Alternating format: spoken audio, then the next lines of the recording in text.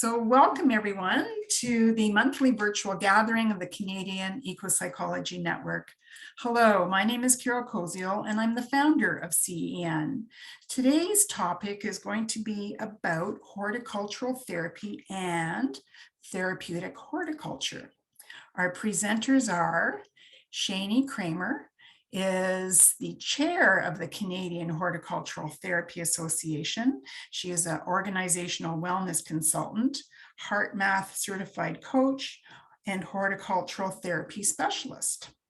Bianca van der Stoel is a recreational therapist, horticultural therapy practitioner, avid forest wanderer, and the educational committee coordinator of the Canadian Horticultural Therapy Association. Cheney and Bianca, thank you so much for sharing your time and wisdom with us today, and the airwaves are yours. Thank you so much, Carol. It is such a treat for us to be here today. I feel like it's been a very long time since we've been trying to arrange this. So thank you, thank you, thank you. So I am just going to start. I'm going to just share my screen and open up some PowerPoints here. I think those are open. So can I just get a quick thumbs up? You can see those. Perfect. So I will just jump right in because I know that there may be lots of questions at the end. So I want to just kind of jump into the content and see where this takes us. So I'm just going to, now my buttons are not working the same as they were before because that's how it works. There we go. So just a quick overview of what we're going to talk about today. I know that some of this might be old hat for some of you and it might be brand new for others. So please bear with us. Mostly we wanted to just have this chance to network and to create relationships with all of you. So first and foremost, we're just going to talk a little bit about who we are as horticultural therapy practitioners. It's important to know that many of us have very different backgrounds. And so Bianca and I have very different experiences, so we can share some of that with you. Also, just what is the CHTA and what do we do as an organization? Some of you might know, some of you may have never heard of us. And then the difference between horticultural therapy and therapeutic horticulture. Again, this might be old news for many of you, and some of you, this might be some new definitions. These are questions we get asked a lot, so we like to just kind of open with some of that. Then I want to talk a little bit about our CHTA team. We do also have some openings, so if anyone is interested in helping out, we've got lots of opportunities to collaborate. We'll talk briefly just about our membership types. And then we want to talk a little bit about therapeutic benefits. And really, we want to just be able to provide you with some links to some recent research and be able to let you know where you can find more or to connect with us for more deeper resources for your later information. And then we're just going to talk about what are some opportunities for us to all collaborate and play together in this field. So as you already know, it is going to be myself and Bianca talking today. As Carol mentioned, I'm the chair and Bianca is our education committee coordinator. So for myself, just a really brief introduction. My primary background is in adult education and building community resilience. So for the past year, I have spent my time with a team of 8 other people building a large, almost 2 acres therapeutic community garden in the city of New Westminster here on the west coast of BC. And so right now I'm working to create wellness programs from that garden and other garden spaces. And I'm really going to be pushing for practitioners and doctors to be able to provide gardens prescriptions in the next year. And so that's something that some of you might be interested in. And we'll talk just a little bit more at the end of the presentation about that as well. My company is called One Green Square Wellness Consulting. I'm fairly easy to find through the interwebs. So with that, I will hand it over to Bianca.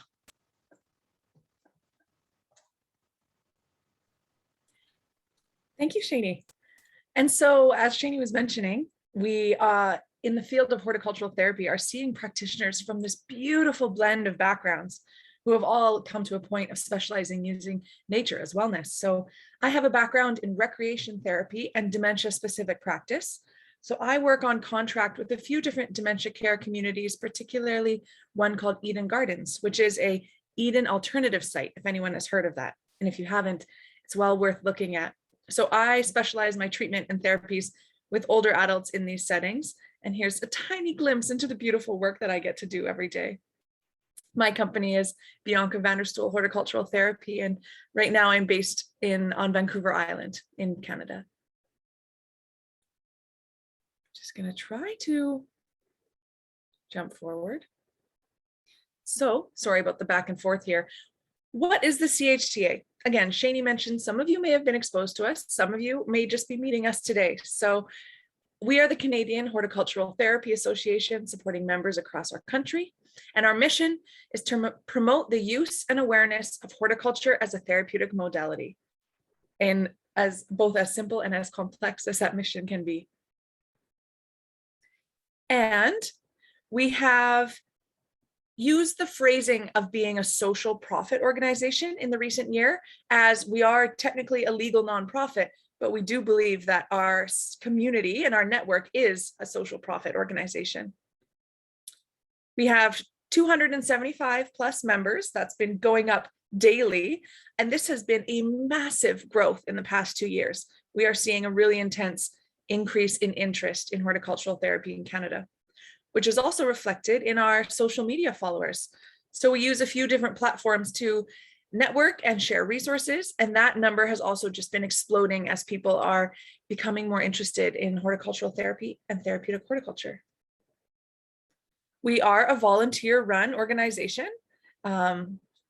Cheney herself is leading the ship with many, many hours to build up this community in Canada. And we have a board and committees of 35 plus people. So again, that is a massive amount of growth in the past 2 years, from a rather small but powerful board to now a group of people who are 35 strong and spreading the word. And so we often ask people to please have patience with us, and we extend that to you in case you want to reach out and connect with us. We definitely want to connect with you, but please have patience if it comes to emails, because we have too many and we both have other full-time jobs. And some of you in the room may know what that feels like when you're volunteering with groups like this. And what does the CHTA do? So our goal in Canada is to provide information and resources about the benefits and practice of hort therapy and therapeutic horticulture.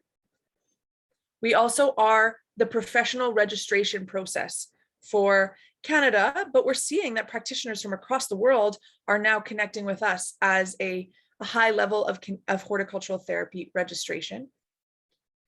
And then we are a support place for professionals, a support system, a network, and a place to answer as many questions as we can. And I'll hand it back to Cheney.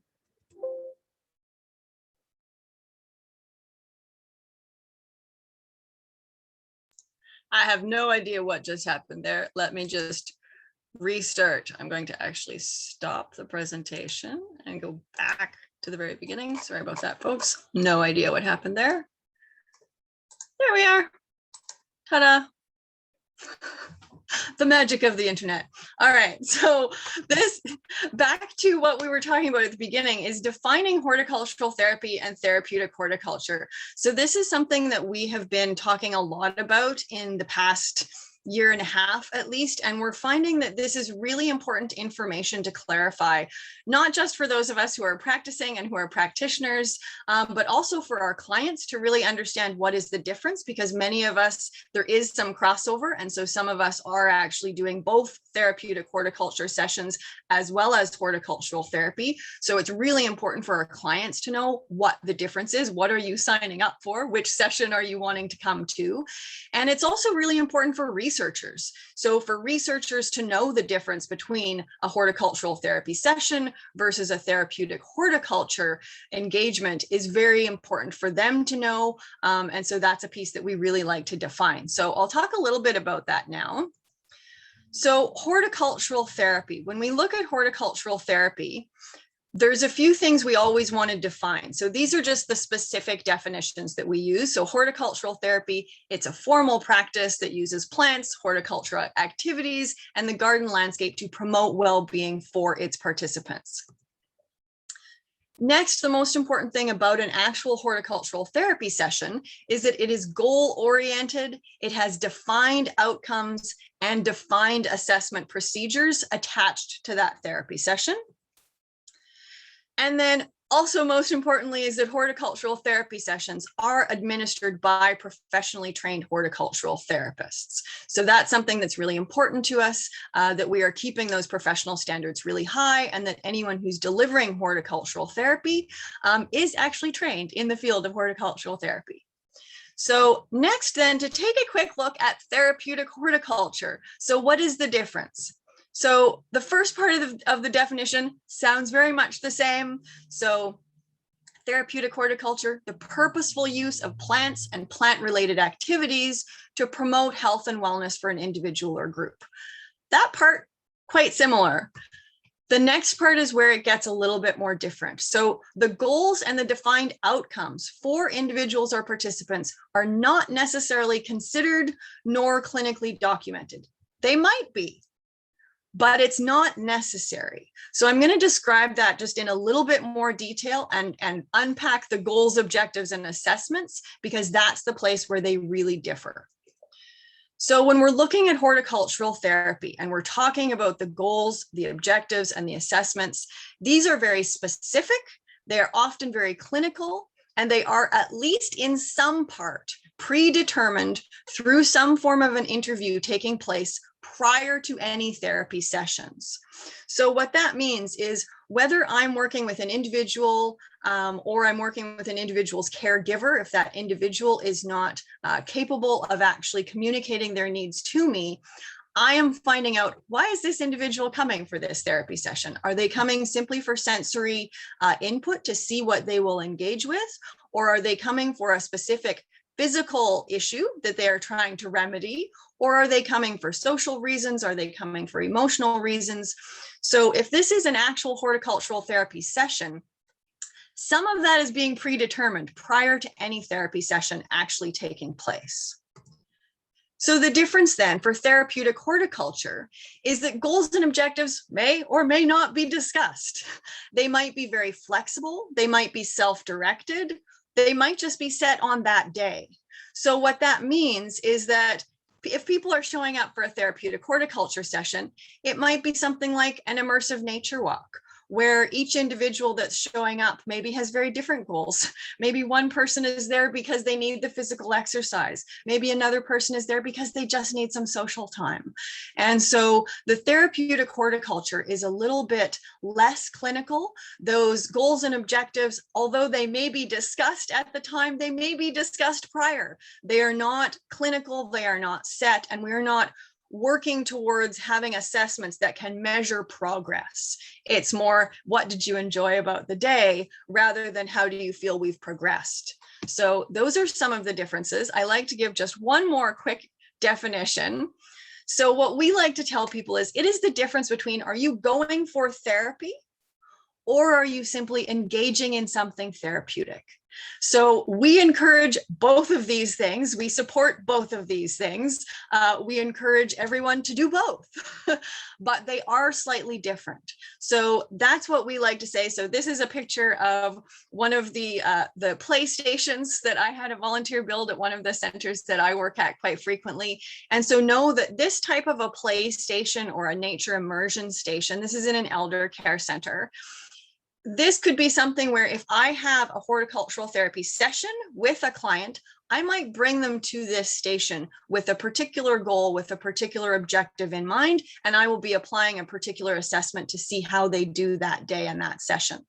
Or someone might just show up and engage in something therapeutic. They might just walk up to this station and start to play. Or I might just gently guide them over to the station and just see, what do they want to play with today? That would be more therapeutic horticulture. So those are the differences. We just always like to be as clear as possible with those, knowing that you might be playing in both of those fields. So with that, I want to talk just briefly about the CHTA team, who we are. And so myself, I am the chair, as you have already found out. Then we do have one administrator who is very, very, very part-time paid staff. So she works up to 10 hours a week. And so that is Cheryl. If you ever contact us at admin, that's Cheryl, you will get a hold of her. She also runs an entire membership committee. We now have a new membership coordinator who's going to be her assistant in that field. We also have a team called the Promotions Committee. They work primarily on promotions and our communications. The little asterisk there is noting that we actually have some space in that committee right now. So particularly if anyone is interested in helping us redo our website and or helping us with some of our event coordination, those are two spaces that we have available under our Promotions Committee that we are hoping to find some new faces for. And then the Education Committee. Bianca, why don't you tell us about your committee? Yes, so I get the honor of connecting with the Education Committee, where we're striving to increase accessibility to hort therapy and therapeutic horticulture training. And I'm just going to take screen control. We also have a registration committee, and this is a group of registered horticultural therapists who are supervising and enacting the registration process for new applicants. We have a conference committee. So we'll briefly speak to this later, but last year we hosted our first virtual conference, and this year in September, we'll be offering our second annual virtual conference, which was an outstandingly rich event of networking and of information sharing. So again, we are looking for support as we move forward into the future to continue offering really rich conferences. And we have regional branches. So our regional branches were relaunched this year as a way to connect smaller, more local groups. And again, that has turned into a really rich networking and resource sharing opportunity. So as we are getting that off the ground, again, we're looking for more Canadian and international individuals who would help lead smaller regional branch gatherings and be a part of that committee for organization. So we have across Canada gatherings and an international branch as well, as we're seeing people become interested in what the CHTA can offer. And I'll try to be quick on this, but as our association is growing in resources and in membership and in awareness, we are seeing a lot of benefits for CHTA membership. So of course, it's the networking in the community, something all of you already are experiencing in this beautiful network with the Ecopsychology Network. There's newsletters and email communication often. We have 4 yearly newsletters that are really rich and full of contributions from our membership, and then many other kind of communication bits. We offer webinars and a monthly book club. That, for any nature lover, the book club is a really rich and fun opportunity. We are striving to have more and more professional development opportunities and education, something I think could be really enriched by collaboration with all of you.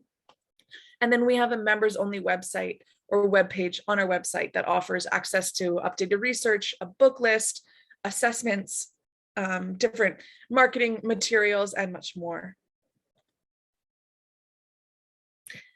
So we just were wondering by a raise of hands if we can see. Oh, I might have jumped ahead. Is there anybody in the room here who actually is a CHTA member? I'm not seeing as many faces, but we just wanted to know if we had someone in our community here. But if not, maybe one day you will be.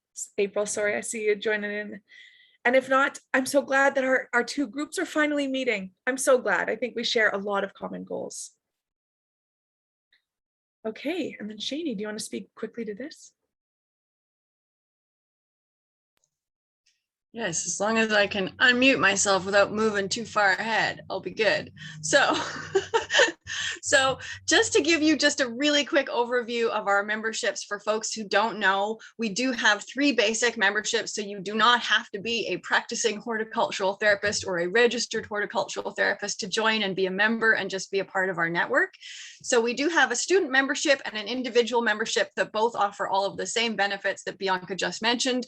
The student membership is just at a reduced rate so that students can buy more plants and buy more food and all kinds of things like that that they need with their money.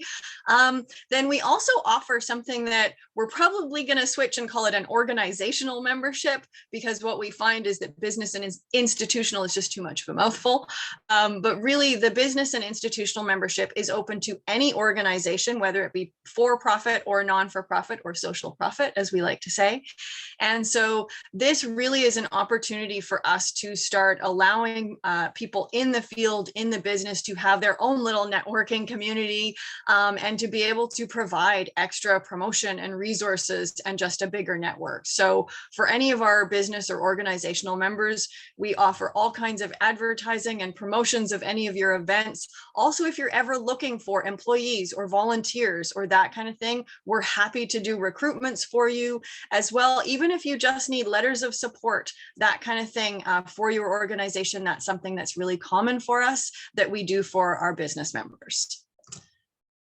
The other thing is that, again, for our professional members, so for anyone who is a registered horticultural therapist, we offer even a more in-depth package of service and opportunities to collaborate.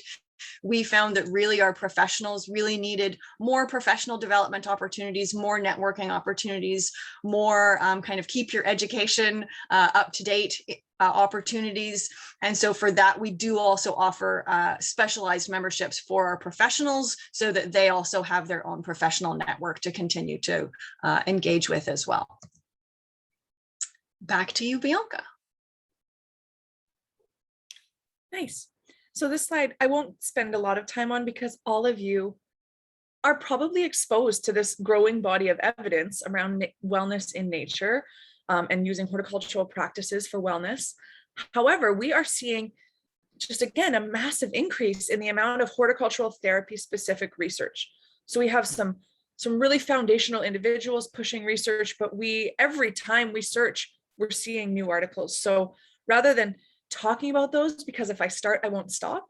After this, I'll send a couple of the most recent articles in the chat for you to just keep on your radar if you'd like.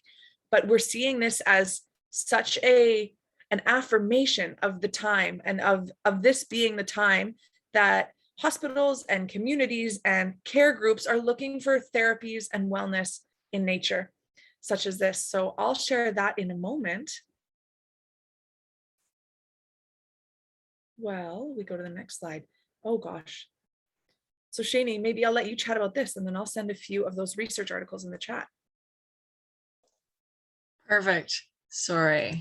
Apparently every time I unmute, it also advances the slide. So we just wanted to talk about what are some of the opportunities for us to collaborate. So we know that we do have the upcoming conference that Bianca is just going to speak to shortly, but there's also, please just stay in touch with us. We do have, as I said, there's opportunities on our actual board and on our committees, but we're really looking to actually enrich our network of being able to do more research. We're really going to be working with the Canadian Garden Council next year to develop the Year of the Garden for 2022 in Canada. So we've been working with politicians and gardeners and municipal governments kind of all across the country to really be able to develop things, as I said, the garden's prescription, as I mentioned at the beginning, that is different than a park's prescription. So we're looking at the park's prescription that many of you probably have already heard of. That is a really beautiful passive connection with nature, whereas a garden prescription is something that has a little more active tending and caregiving and not just immersion in nature, but actually caregiving in nature, which is a slightly different type of a prescription for individuals. So that is going to be one of the places that we're really looking to collaborate next year. And with that, I will have Bianca just talk to us briefly about our conference. Yes. So as we mentioned, last year was our first virtual conference, and we have another one upcoming. And as much as we are using this phrasing of horticultural therapy and therapeutic horticulture, we are having practitioners from across the board come and present at this conference. So some that come to mind are, of course, the launch of the Canada Year of the Garden and all of the incredible progress that is going to be made next year. So there will be a formal launch and conversation there. We have an individual who focuses on food sovereignty and nutrition through gardening and through homegrown food. I think we have an author, like we have a short opportunity to have a book club gathering by about one of Robin Kimmerman's books, Braiding Sweetgrass, that some of you may know. So it's going to be just such a rich opportunity for networking and for sharing and for all of us to share kind of our common understandings of nature and wellness.